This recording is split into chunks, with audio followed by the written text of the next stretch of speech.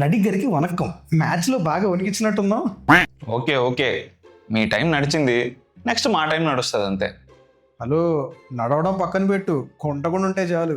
అయినా అన్ని స్టేడియంస్కి వెళ్ళి సిఎస్కే సిఎస్కే అని జోరీగల్లాగా అరవడం ఏంట్రా చిరాగ్గా.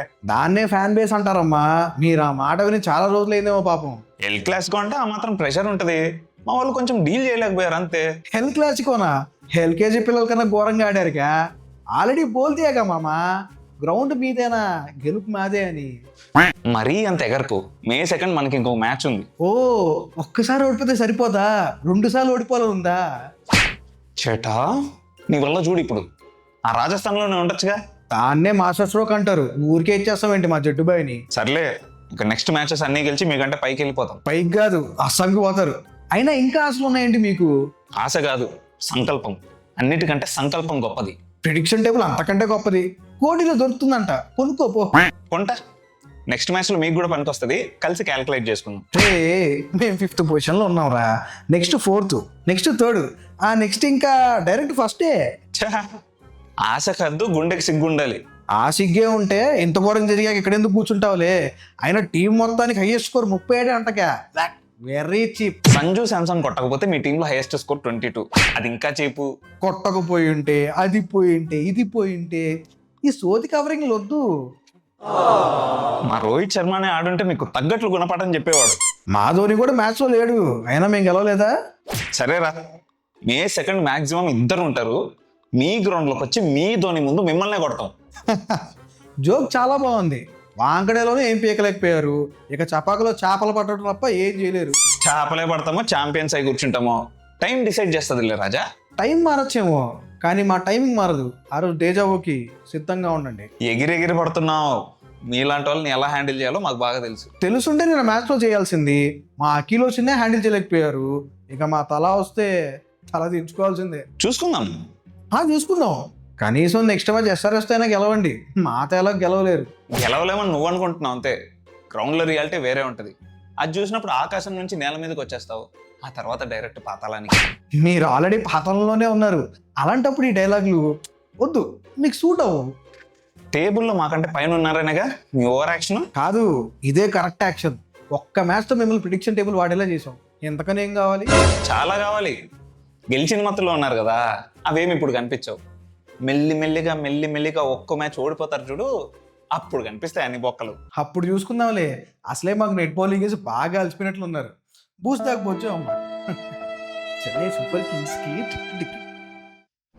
హలో సిరి, ఈ అవమానాలన్నీ ట్రాన్స్లేట్ చేసి హిందీలో హార్దిక్ పాండ్యాకి పంపి.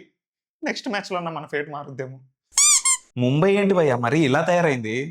టార్గెట్ 208 అయితే 37 హైయెస్ట్ స్కోరా. 9 మంది సింగిల్ డిజిట్ అవుట్ అవుతారా? ఇలా ఆడితే ఇంకొక కప్ ఎక్కడి నుంచి భయ్యా వస్తుంది? ఎంతలా నిన్ను నమ్ముకున్నాను, ఆశలెన్నో పెట్టుకున్నా, కన్న కలలన్నీ కాలిపోతుంటే ప్రాణం ఉంటదా? Hardik Pandya as a captain fail అవుతున్నాడా, లేకపోతే ముంబై ఇండియన్సే యాజ్ ఎ టీం ఫెయిల్ అవుతుందా అర్థం కావట్లేదు. టీంలో స్టెబిలిటీ లేదు, గ్రౌండ్లో గెలుపు లేదు, ఫ్యాన్స్కి ఏమో ఆశలు లేవు. మాకంటే పండాలి ఫ్రెండ్స్, మీరు బాగా పండా ఫ్రెండ్స్. సిఎస్కే మెల్లగా టాప్ 5కి వెళ్ళిపోయింది. ధోని రాకముందే స్టేజ్ ప్రాపర్గా సెట్ చేసుకుంది. ఇలానే ఎవ్రీ మ్యాచ్ ఆడితే ప్లే ఆఫ్స్కి వెళ్ళడం పక్కా. సిఎస్కే ప్లే ఆఫ్స్కి వెళ్తే అది ఇంకో లెక్క. సంజు శాంసంగ్ మళ్ళీ సెంచరీ కొట్టేశారు. జడేజాకి రీప్లేస్మెంట్గా వచ్చినందుకు ఫ్యాన్స్కి ఒక చిన్న రిగ్రెట్ కూడా లేకుండా 2 సెంచరీలు కొట్టాడు. 2 మ్యాచ్లు ఒంటి చేత్తో గెలిపించాడు. గైక్వాడ్ బ్యాట్ ఫామ్ని మ్యాక్సిమం కవర్ చేస్తున్నాడు. ఇక నిన్నటి man of the match contest results విషయానికి వస్తే ఇద్దరికి సేమ్ పాయింట్స్ వచ్చాయి. సో ఇద్దరు విన్నర్సే, Rahul and Nagaraju. Congrats guys.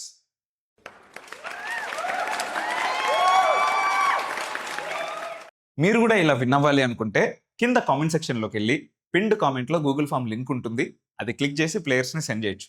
లేదా ఈ ఇన్స్టాగ్రామ్ ఐడి బయోస్లో లింక్ ఉంటుంది, అది క్లిక్ చేసైనా ప్లేయర్స్ని సెండ్ చేయొచ్చు. ఇక ఈ రోజు జరగబోయే match RCB versus GT, king versus prince.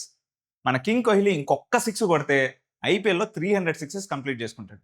So we are waiting for that magical 6.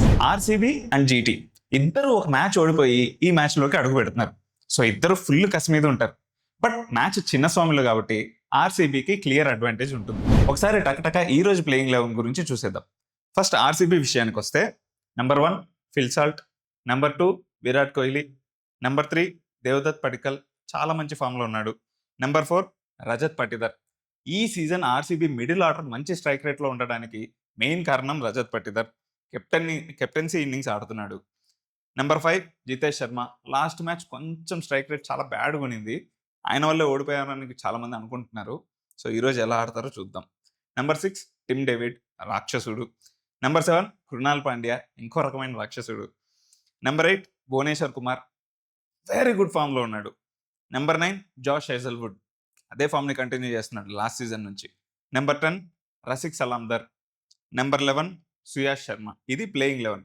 Impact ప్లేయర్గా ఇక్కడ ఇంట్రెస్టింగ్గా ఏం చేయొచ్చు అంటే జాకబ్ బెతల్ రావచ్చు, రొమారియో షెఫర్డ్ రావచ్చు, జేకబ్ డఫీ కూడా రావచ్చు. Everything depends on the match situation. So ఇది RCB playing 11 with impact player. ఇక జీటీ ప్లేయింగ్ 11 విషయానికి వస్తే నెంబర్ 1 శుభ్మన్ గిల్, చాలా చాలా మంచి ఫామ్లో ఉన్నాడు. Number 2 Sai Sudarshan, last season చాలా బాగా ఆడాడు, ఈ సీజన్ అంతగా ఫైర్ అవ్వలేకపోతున్నాడు, ఈరోజు స్టెప్అప్ అవ్వాలి. Number 3 Jos Buttler. Number 4 Washington Sundar. Number 5 Kumar Kushagra వస్తాడు అనుకుంటున్నాను. మనందరికీ తెలిసిందే జీటీ మిడిల్ ఆర్డర్ సరిగ్గా ఆడట్లేదు, సో ఈరోజు ఎక్స్పెరిమెంట్స్ చాలా ఉండొచ్చు.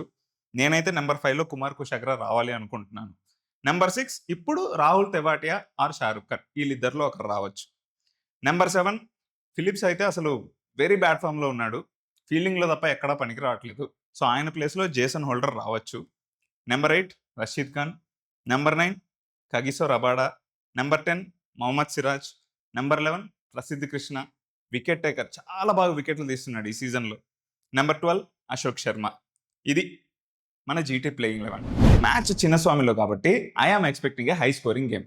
సో ఇక్కడ దాకా వచ్చారు కాబట్టి మా ఛానల్కి సబ్స్క్రైబ్ చేసుకోండి, మ్యాన్ ఆఫ్ ద మ్యాచ్ కంటెస్ట్లో పార్టిసిపేట్ చేయండి, ఈ ఇన్స్టాగ్రామ్ ఐడిని ఫాలో కూడా కొట్టండి. Thank you.